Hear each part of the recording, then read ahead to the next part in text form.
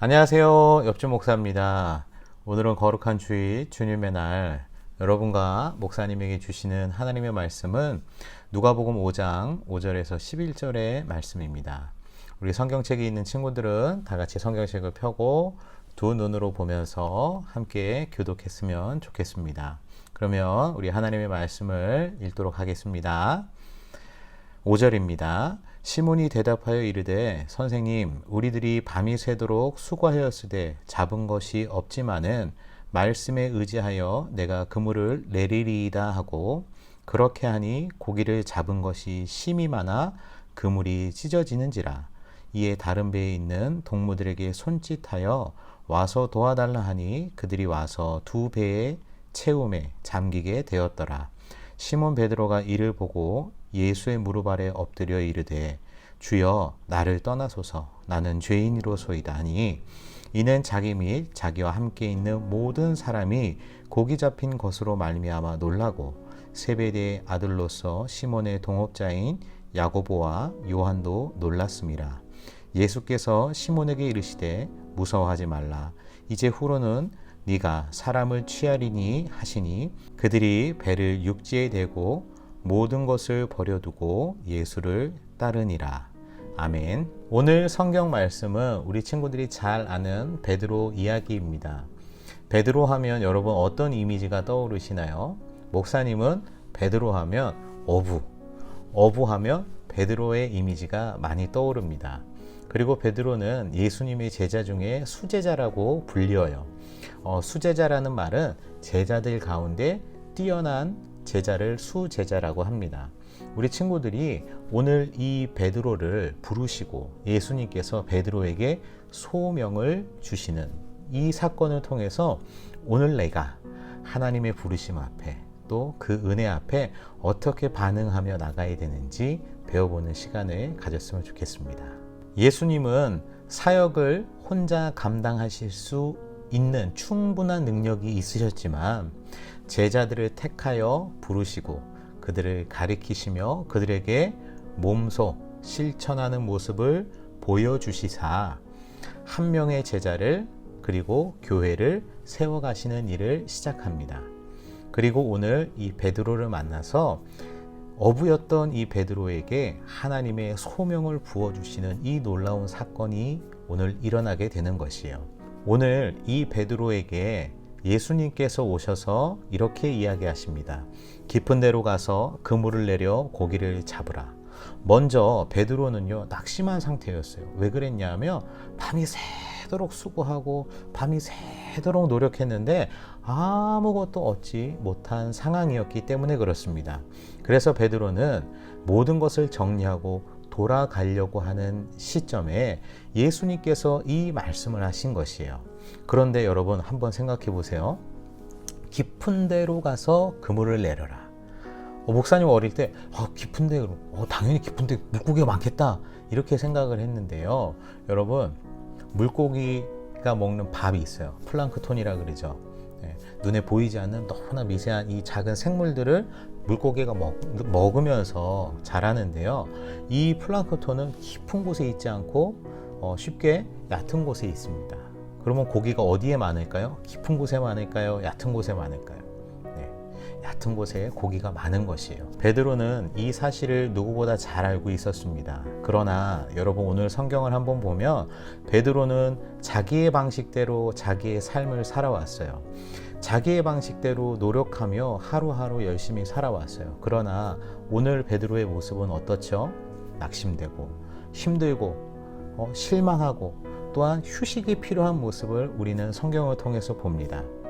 우리의 방법대로 이 세상을 살아가면 좋을 것 같죠. 기쁨이 넘칠 것 같죠. 행복할 것 같죠. 그러나 그 실상 끝에는요 고되고 힘들고 어려운 일이 생긴다라는 것을 기억하시길 부탁드립니다. 그때 누가 찾아와 주신 거예요? 바로 예수님께서 찾아오신 것입니다. 우리 친구들에게 목사님이 순종이 뭐라고 이야기했는지 혹시 기억나시나요? 순종은 내가 이해가 안 돼도 나에게 유익이 없어도 하나님의 말씀이라면 즉시 행동으로 옮기는 것이 순종이라고 이야기했습니다. 오늘 베드로도 그와 같았습니다. 어부의 생각에는 전혀 이해가 안 돼요. 그리고 베드로의 경험으로 전혀 그것을 이해할 수가 없어요. 하지만 말씀에 의지하여 내가 그물을 내리리이다 라고 5절에 고백합니다. 베드로와 동료들은 예수님의 말씀에 순종해서 그리고 깊은 곳에 가서 그물을 내리기 시작합니다. 이때 6절 말씀에 이렇게 기록되어 있어요. 그렇게 하니, 말씀에 순종하니 고기를 잡은 것이 심이 많아 그물이 찢어지는지라. 아멘. 여러분, 그렇게 하니, 바로 이 단어를 잘 기억하길 바랍니다. 하나님의 말씀이 들릴 때, 내 마음에 감동이 올 때, 내가 그 말씀 가운데 순종할 때 역사가 일어납니다. 베드로는 8절에 고백해요. 주여 나를 떠나소서, 나는 죄인입니다. 더 이상 예수님을 사람으로, 선생으로 보지 않고 하나님이 약속하신 메시아, 구원자, 하나님으로 고백하게 되는 것을 우리는 보게 됩니다. 순종할 때, 하나님의 말씀을 듣고 행할 때 바로 이와 같은 놀라운 역사가 일어나게 되는 것이에요. 이 고백을 통해서 베드로의 인생이 바뀌게 된 것이에요. 베드로 자신의 소명이 어부인 줄 알고 열심히 살아왔어요. 자신의 삶이 갈릴리 호숫가에서 평생 배를 타고 고기를 잡으며 살아가는 것인 줄 알았어요. 왜요? 내 주변의 사람들이 그렇게 살아가니까요. 그 일을 하며 사는 것을 보고 베드로도 행복을 느꼈을 거예요. 소망을 가졌을 것이에요. 요즘 우리말로 이것을 바꿔서 이야기하면 좋은 학교, 좋은 직장, 좋은 친구들 사이에 있는 사람들을 내가 보면서 와, 나도 저렇게 살고 싶다. 와, 나도 저렇게 돼야지. 또 위인전을 보면서 나는 이 사람같이 일하고 나는 이 사람같이 생각하고 싶다라는 것처럼 베드로도 어렸을 때부터 그런 환경에서 상황에서 자신의 소명을 비전이라 생각하고 정했을 거라고 목사님은 생각합니다. 그러나 예수님을 만난 베드로는요, 인생의 방향과 목적이 바뀌어요. 10절에 보면 이렇게 기록하고 있습니다. 이제 후로는 내가 사람을 취하리라. 아멘. 하나님의 나라의 복음을 전하고 선포하는 자로 하나님께서 소명을 주신 것이에요. 보잘것없는 사람인 베드로가, 연약한 사람인 베드로가 예수 그리스도, 예수님으로 말미암아 하나님의 복된 소식을 전하는 자로 살아가게 된 것입니다. 우리 친구들의 인생과 목적의 방향이 하나님 앞에 날마다 내려놓고 하나님께서 나를 이 땅에 보내신 목적을, 소명을 회복하는 우리 모든 친구들이 다 되어지시길 주님의 이름으로 축복합니다.